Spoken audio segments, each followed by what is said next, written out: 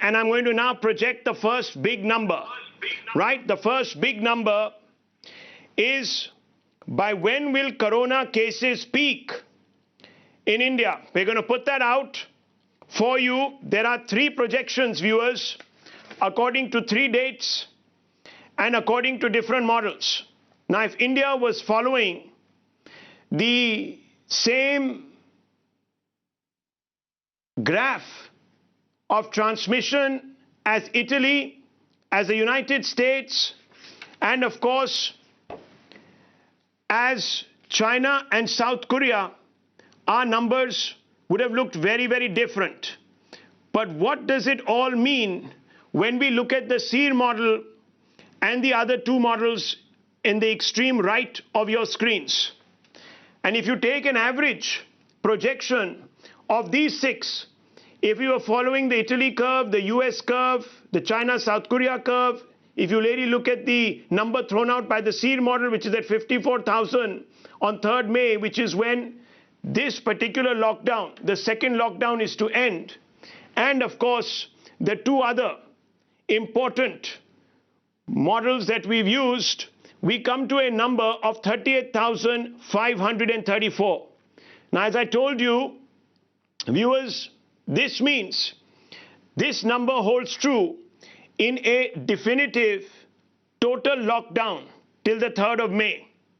This is very different from the projection or from the statistics announced by the Health Ministry today, where they are saying, in fact, that there has been a degrowth, a significant degrowth in cases in India, and we, in fact, might actually be breaking the back of corona. In fact, the Health Ministry official Love Agarwal said there's been a 40% decline in growth factor of coronavirus cases. So, Dhruvo, if that were the case, then this average number that we have taken of these projections is vastly off, because we are only at around, at this moment, 13,000 odd cases.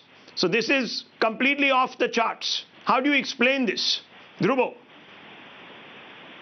Right. So we believe that when you're looking at a SEER model, right, what we have observed over the last 5 days is also a downward trend. The reason being, most of the states in the southern part of India have started showing more recovery than actual number of cases getting reported. However, if we overlay the other states, there is still an upward trend. And we believe that the SEER model still holds good when you look at India as an overall. This is only decreasing because we are taking a law of average. However, on the other part, if we look at India as a whole, there will be a spike, and we expect that by 3rd of May, we will be somewhere around 54,000 if we go by the SEER model.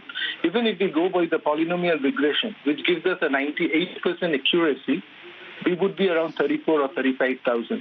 So we believe that 38,000 is something which we are looking at 3rd of May. What is the R naught that you have put to this? What is the rate of transmission, in other words, that you are pegging all this to, Dhruvo? The rate of reproduction is pegged to around 2.25.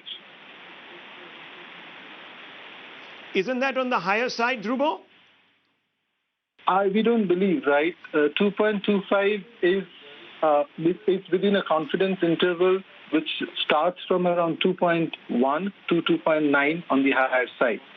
We have assumed the 2.25 based on the research and based on the simulations that we had run over the last, I would say, 20-25 days. And we have seen that 2.25 is the right number to look at India right now. But if you go by state, it's a different number. Some of the states is as low as 1.2, and some of the states are as high as 5.2 as well.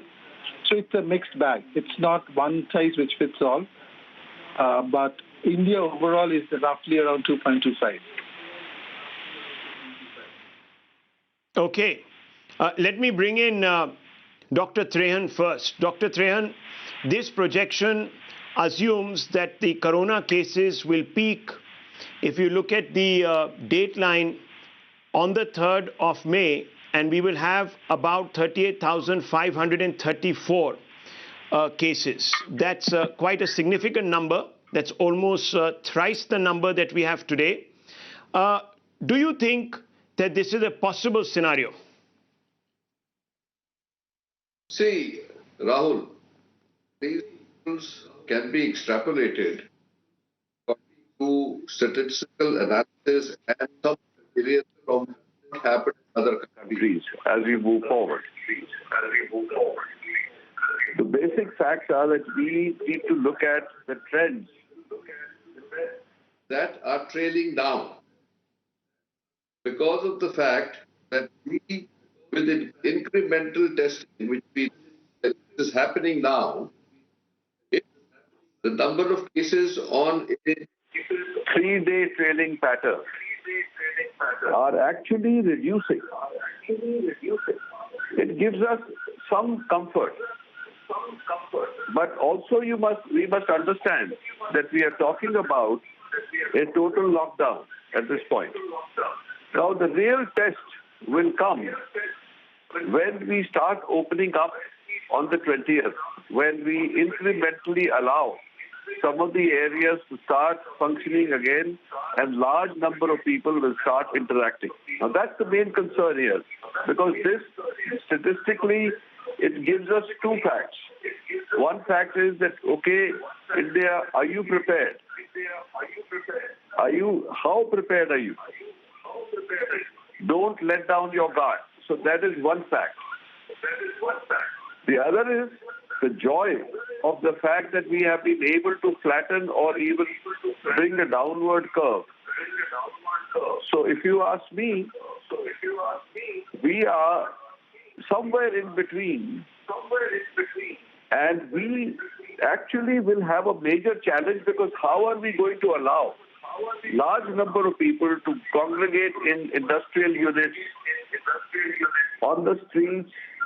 So how much of the social distancing and masking and discipline people show? Because there are areas, and I'm watching on your channel also, where people are still breaking out and going out in the marketplace like it was normal. So if it will be the responsibility of the citizen that will determine what the curve will look like. We can actually do all the extrapolation we want, mathematical models that we want, but that biggest variable is behavior pattern of the population.